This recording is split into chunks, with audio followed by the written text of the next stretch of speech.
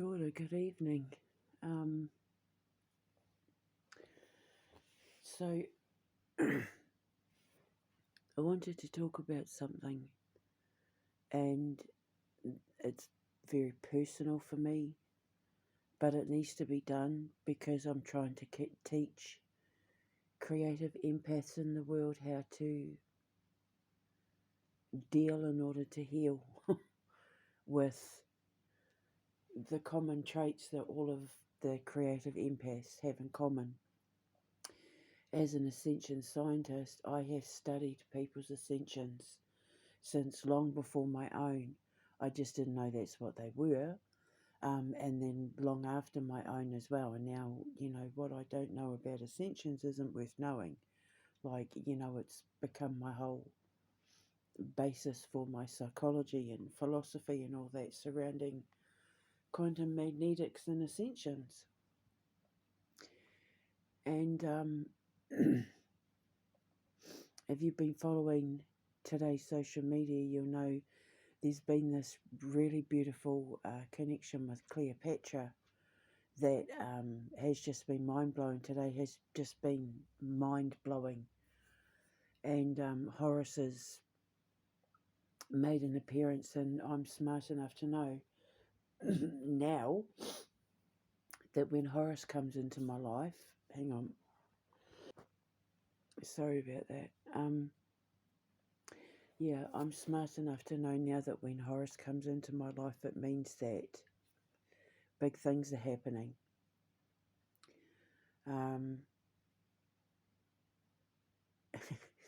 And he's in charge of my love life.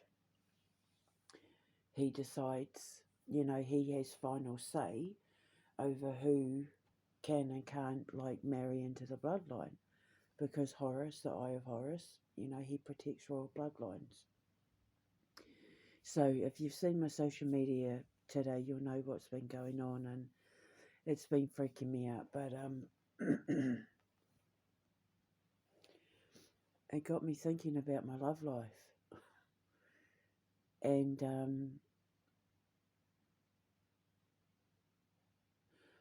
I promised myself that I would get married one more time, and like that was it. I was done. I'm only going to marry one more time, and I'm going to marry the love of my life. And I've been trying to find the love of my life all my life, since I was 5, in fact, from the dreams I used to have about him as a little girl.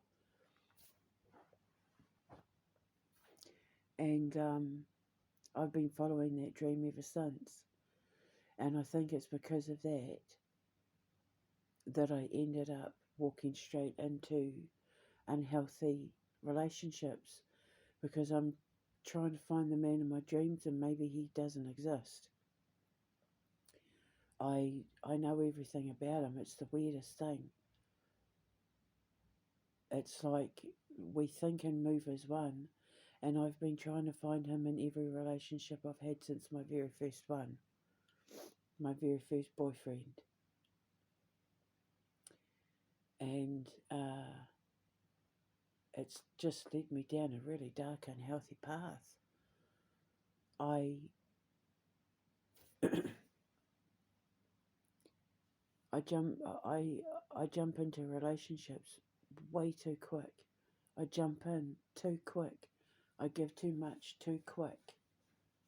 Every relationship I've ever had, other than with my first boyfriend, I got into a next one really quick. Every relationship, every marriage, within like a couple of weeks, I had met someone else, and then I'm in love, and he's the one that blah blah blah, and it just led me down a string of identical relationships where I hadn't set boundaries, where I gave more than I got back, where I was, abused and disrespected by family members and friends of theirs, uh, being gaslit, told to, sit down and be quiet and don't have an opinion and don't be too emotional and don't have thoughts and feelings and that sort of thing, where the man basically controlled the relationship, what he said went. And I had always thought that, being a traditional woman, that the man of the house is the man of the house and what he says goes. And primarily, I still kind of believe that, but I've had to sit there and think, like, if I want the next one to work, I have to make sure he's not like any of the ones that I've had before. So where am I going wrong? What am I doing wrong? I immediately identified the fact that I jump into relationships way too quick, that it's too easy for me to, when you love everyone, as creative empaths do, when you're an empathic person who just loves everyone and wants everyone to be happy and get along and stuff, that can be very dangerous and a very toxic attitude to have when entering into relationships, because it's like, when do you give yourself time to get over the grief or the loss or the whatever of the last relationship or the one before that or the one before that, because they leave an impression on you. Every relationship you have with everyone leaves an impression on you. They imprint themselves on you.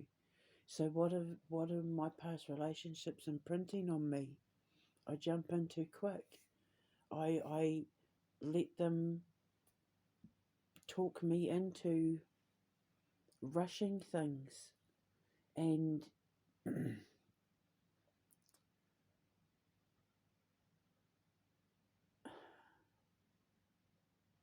having total control over how I love them. I'm the sort of person that when I fall in love very quick. I fall in love very easy. And abusive, like narcissistic or abusive people, that's like a moth to a flame to them. So you're handing them your victimhood. You're basically handing yourself to them, saying, here you go, abuse me. Take full advantage. And I can laugh, but it's not funny because it's not healthy. So why am I like that? That was the first question I asked. I immediately identified that it stemmed from my childhood, that I was raised not knowing what a healthy relationship was. Because in my life, in my very large community, I was watching, as all Indigenous people do, it's something that is very, very common in Indigenous homes, obviously not just Indigenous homes, but it is a particular problem with Indigenous homes, with Indigenous people, is domestic violence and alcoholism. Um, I have fond memories of, sitting around family parties, singing away to the guitars and drinking and that, and it all being great. But I also have a lot of memories where the fights broke out and the screaming and the tears and the ripped shirts and the punches and and it wasn't always men and men. It was sometimes women and women fighting and women and men, and it's toxic and it's not healthy. The affairs, just watching people having affairs after affairs after affairs after affairs. I I don't know what a healthy relationship is. And so I don't know how to be in one. So I found partners who were incompatible because I was looking for love in all the wrong places and compromising my integrity, giving myself giving too much of myself too quick because, oh, I loved him, I love him, but jumping in too quick because an empath, because an empathic person loves everyone.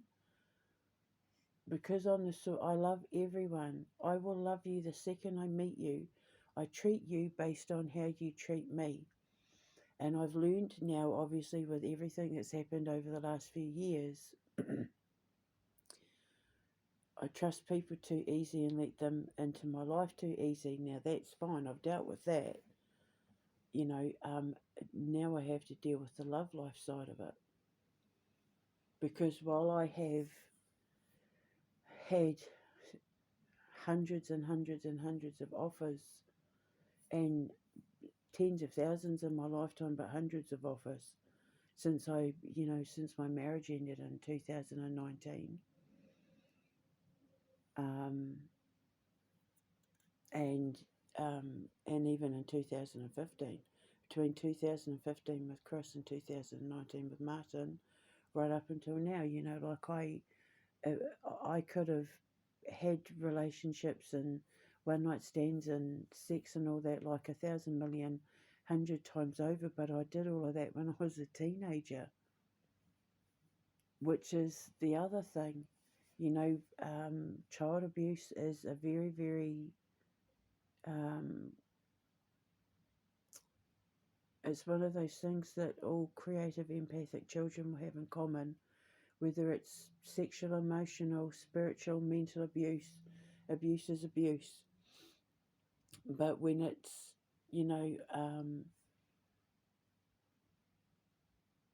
of the sexual nature, the victim can go one of three ways. They either become an abuser, they become promiscuous, or they abstain from sex. And I was promiscuous. I grew up watching that happen, thinking, with the affairs and just,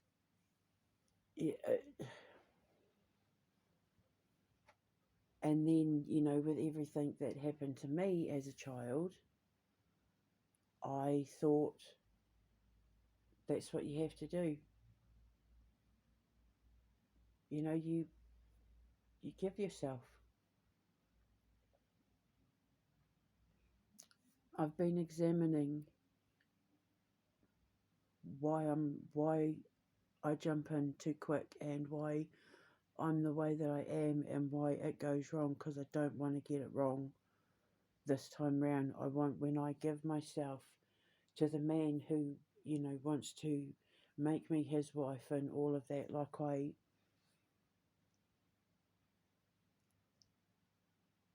I want to be free of it all. I want to be pure and cleansed and free of it all.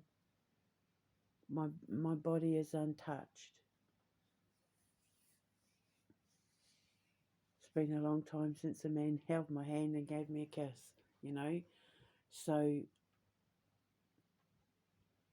I wanted the Disney style romance.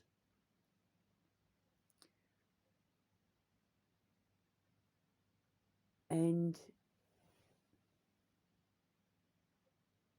at what cost?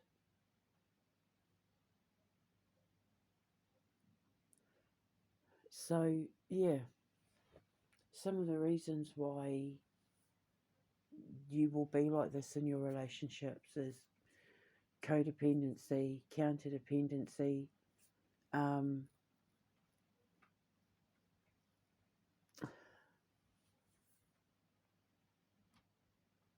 bad examples growing up as children, unable to set boundaries, that sort of thing. And with me, it was definitely that I've not had good role models growing up. I've never had a good example. My parents are married for nearly 40 years, but their marriage was horrendous. They did not have a healthy marriage. None of my siblings did, none of my siblings did. And there's quite big age gaps between me and my older siblings, and that, so the examples that I had weren't healthy ones. I think I have one auntie and uncle who have stayed together forever, who still love each other now as they did when they were younger. They're pretty much my only example of what a healthy relationship was for me growing up, out of hundreds of people in my family. So, if this is you, now you need to look at where because it takes two people to be in a relationship. So, if this is happening to you, you've got to take responsibility for your side of it too. And you need to work on yourself and ask yourself, why do I keep getting into unhealthy relationships where I'm just handing them my victimhood? Just, you're handing yourself to them, just saying, there you go, abuse me. um, so now you've got to re-examine it yourself. Why do I keep entering unhealthy relationships? Because, for me, I'm a woman, a heterosexual woman. So obviously I need to look at my father, because, they say that men marry women like their mothers and women marry men like their fathers. So obviously all my husbands were men who were away from me for work, distance wise, that sort of thing, because my father was always away with the army. He cheated on my mum, so I picked relationships where they weren't loyal and faithful to me. Um, to my knowledge, I don't think my first husband did, though. But he worked constantly. And my father's family had a problem with my mother.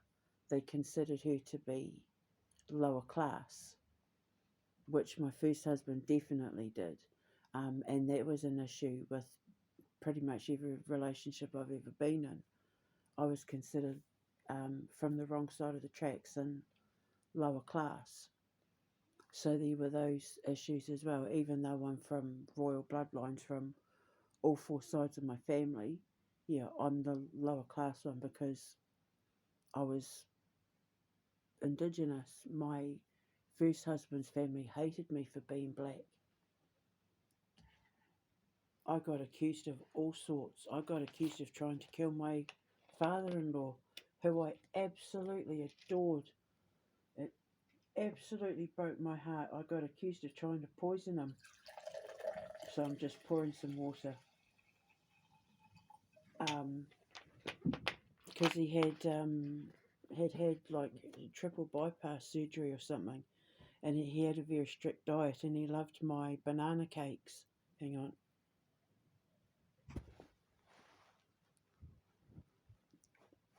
He loved my banana cakes, and I used to bake him banana cakes. And he got sick or something, I can't remember, but I know I got accused of trying to poison him with my banana cakes for the inheritance, because they were quite a wealthy, well-respected family. And I got confronted. I couldn't believe it. I got tagged, I got spat on in the street and everything. People refused to serve me in the shops because it was a small town, a very small, wealthy town. And yeah, so I was the newcomer to the town, and because of this family, I got spat on.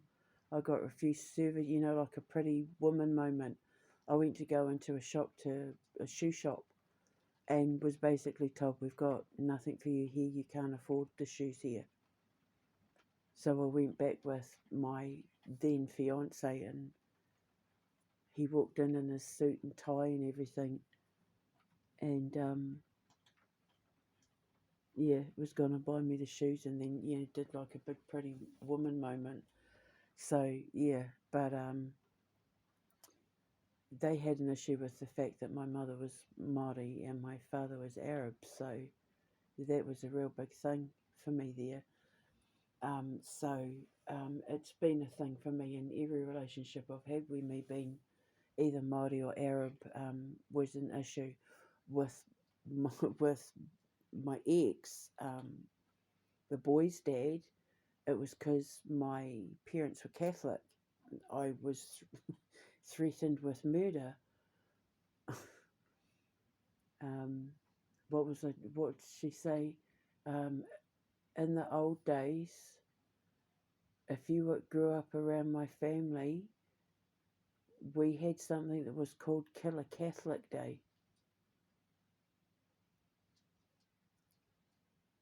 and you would have been in trouble, is pretty much what she said. So, but I stayed because I loved him, and it's like, why? Like, why do you allow yourself to be abused like that?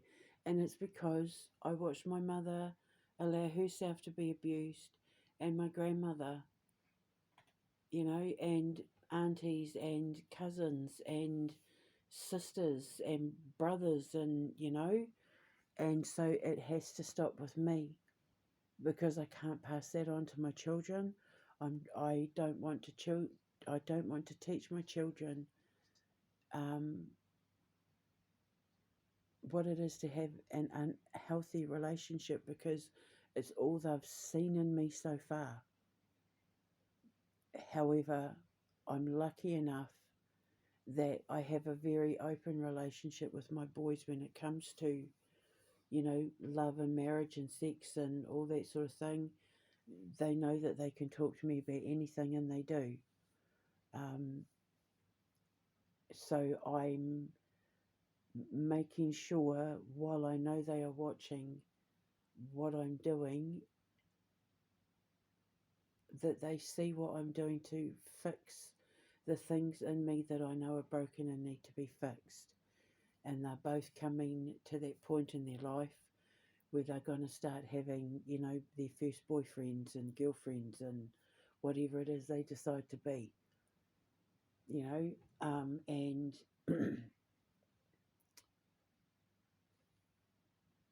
I want to make sure that they know what they're doing and how to handle it if they don't. So this is what you all need to do. If you're looking for love, if you're dealing with broken hearts, if you're trying to understand why you keep entering into toxic, painful, degrading, um, less than integral relationships that are abusive and torturous and time consuming and painful and exhausting, you need to take it back to who your first examples were and go from there. And then, when you find the kink, you can straighten it. When you find the knot, you can unpick it and go from there. Close off that quantum loop, because, when you're manifesting your future, when you're manifesting your reality, you can't have any kinks and quantum loops. Is when, it's like a karmic loop. When you haven't learnt from your mistakes, when you haven't learnt your karmic lessons, history is doomed to repeat itself. And I've got pretty much every apart from my first relationship, my first boyfriend, every relationship after that was a karmic loop. Because it was around that time that my dad had his affair, that nearly ended my parents' marriage, and I was watching siblings' relationships fall apart, and like everything was all happening around that same age. But other than my first boyfriend, all the rest were the example that had been set to me by everybody else who grew up around me. So, if you've got kids and you're a creative empath and you've just had like no successful relationships or marriages, now you know what you need to do to figure it out before your children are old enough to start making the same mistakes, because they learn from us just like we learned from ours. They're going to learn from us, so make sure what they learn from you is correct. And that's what I'm going to do. So, I since my marriage ended, I tried 4 times to get to know 4 men, and 4 times I just repeated the same patterns as I had with my marriages and previous relationships, and it has to stop because it's not healthy. I give too much of myself too easy, too quick, and because I thought that's what I was meant to do. When you're in a relationship, you're supposed to give yourself completely and wholly and truly. And, how can that be when you've only known them 2 days, 3 days, a week, 3 weeks? It shouldn't be like that until you've been together for weeks, right?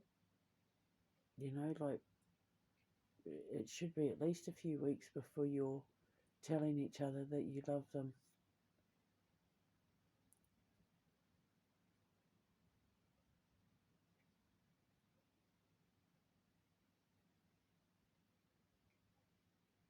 So, not after days. Like, who does that? It's not healthy. But I've been trying to find the man of my dreams. And I think,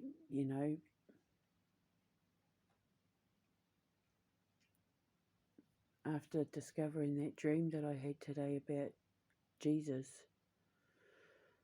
remember the podcast I made the other day about, was Jesus the myth or a man? In the community section, I put the dream up, and there was a message in there that is relating to what I'm talking about. So I know I was meant to find it today of all days. And it's about relinquishing control. Give it to God. Like just when it comes to your love life, don't try to control it. Don't try to even put any sort of stipulations in that. Is because I don't want to get it wrong.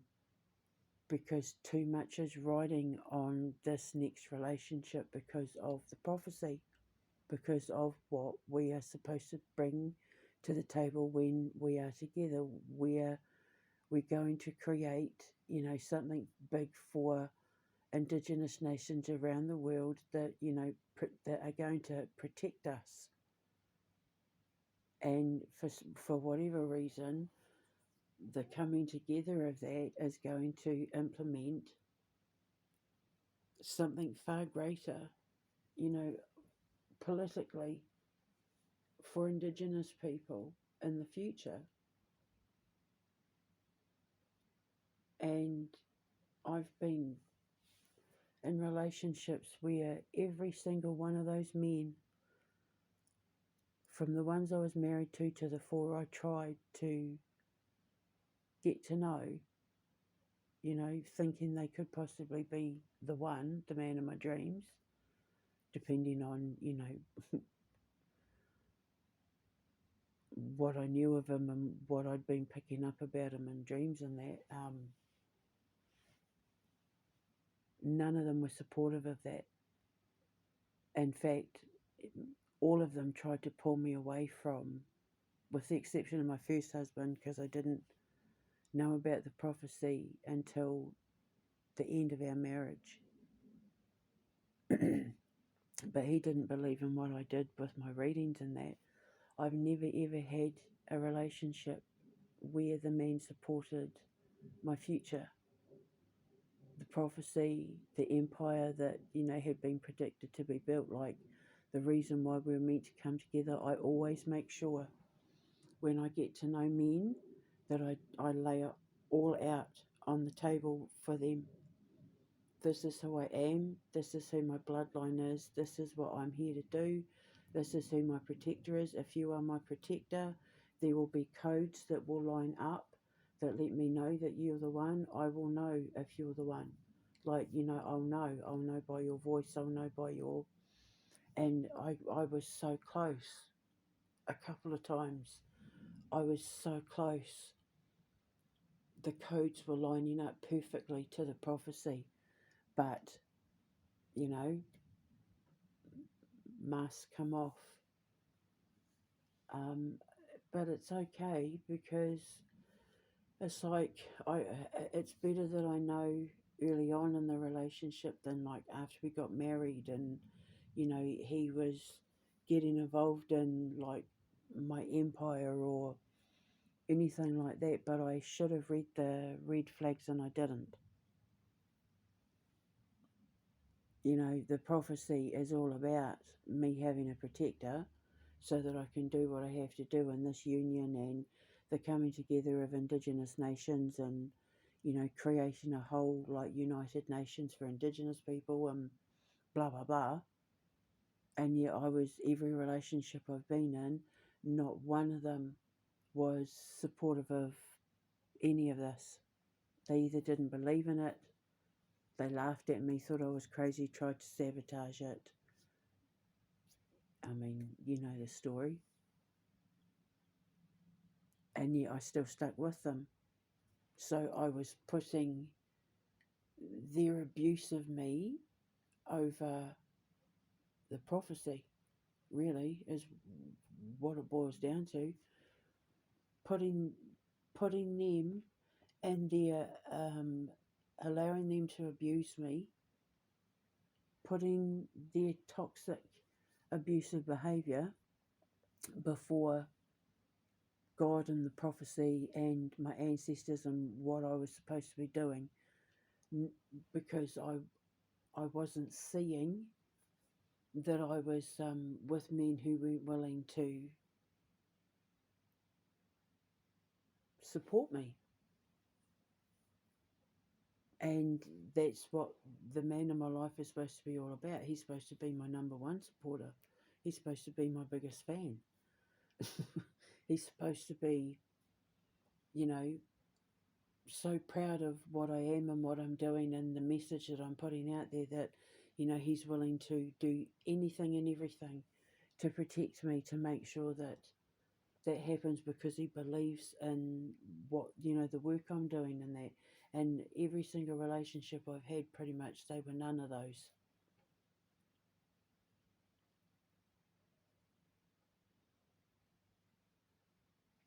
And I always tested them, the last four, because I knew what was coming up.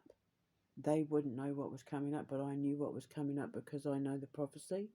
And I tested them, sending them links to my video channels and stuff, and then watching to see if they clicked on any of them, because someone who loved me as much as what they said they did and was supportive of me or pretending to be supportive of me, or that sort of thing,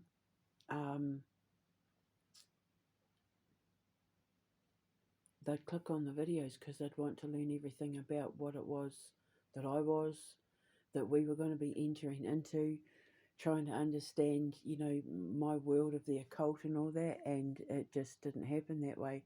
They all start off pretending to be supportive until they started to realise that I was serious about it, and that I was starting to make things happen. And then that's when everything changed, But I still was prepared to stick it out. I was still prepared to just, you know, until things happened where it's like crunch time. Should I stay or should I go? What am I prepared to give up here, really?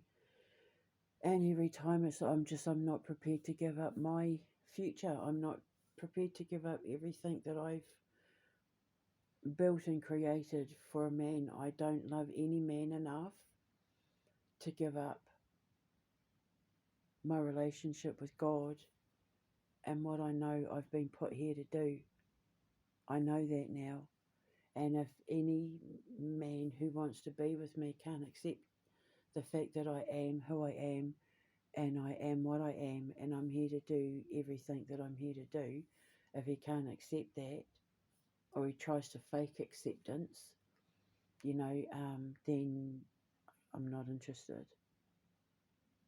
And like the message in the dream that I found today, God said, just leave it to me. Don't try to control anything, and just leave it to me. And I've been saying that, I've given it over to God, but clearly I wasn't. Clearly I was still trying to control it, because I'm so afraid of getting it wrong, because I can't get this next relationship wrong, because if I get it wrong, then I'm letting a lot of people in the future down. So, it's better that I make those small mistakes with those small relationships now, and figure out a solution to the larger problem, which goes back to my childhood, before I even consider attempting a real thing. Another thing I know is I absolutely cannot engage in a relationship that is internet based. If it, and I keep saying it, but I keep breaking my own rules, because I keep being like pulled in to, the sweet talk or the whatever. But it's hypocritical. So, that's me smacking myself on the wrist there. That needs to stop, eh? So, yeah. So I will not talk to any man on the internet if he's not someone who can come to my door and have a coffee with me and go for walks on the beach and that, then I'm absolutely not interested.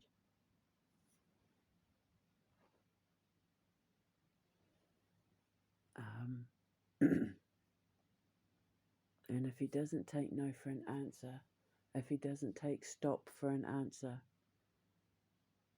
if he doesn't respect my boundaries, then it's a no.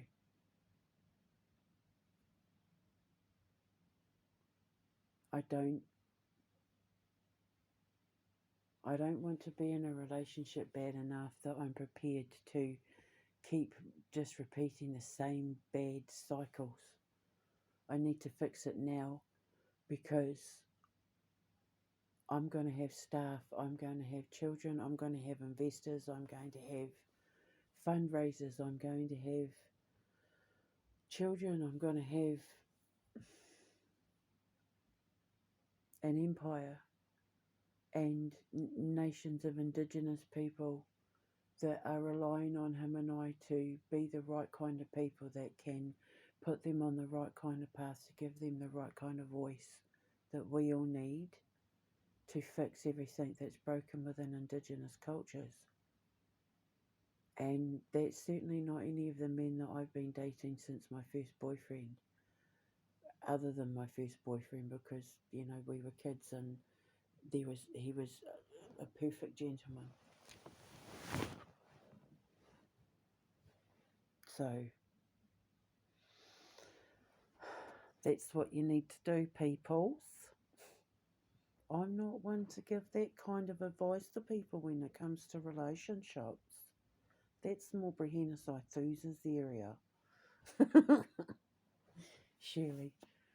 Yeah, so that's what you need to do, because all creative empaths, our lives are identical. I can spot I can spot them a mile away. I'll meet someone and I'll know, and I'll say, did this happen to you? Did that happen? Are you like this? Does this happen? Do you experience this? Blah, blah, blah, blah, blah. Because, like, it's formulaic with creative empaths. Our lives are identical. you know, um, Different stories in the same book, so to speak. So now you know what you need to do to fix your love life, to, to fix to fix your heart so that you can have healthier, better love lives. If, like me, you're single or needing to get out of a relationship that you know is toxic and unhealthy. And if you need my help, you know where I am. If you need any kind of advice, you know where I am. And I know that might sound slightly hypocritical, but I'm figuring this out as I go along too. So now I know I can pass the information on to you, and you know what to do as well. But if you do need advice, and I promise when I get my radio station up and running, I will be having like an agony aunt bit with, so people can write in and ask me their questions. But I'll have a paranormal kind of, supernatural one, like an occult one as well, where people can contact me with all their questions and experiences and that to do with the occult. I'm also going to do like an agony aunt one as well. So, where I can give you advice and all of that. So now you know what to do if you're in my boat. And we will talk to you later. Sweet dreams. Ka kite anō. Mwah.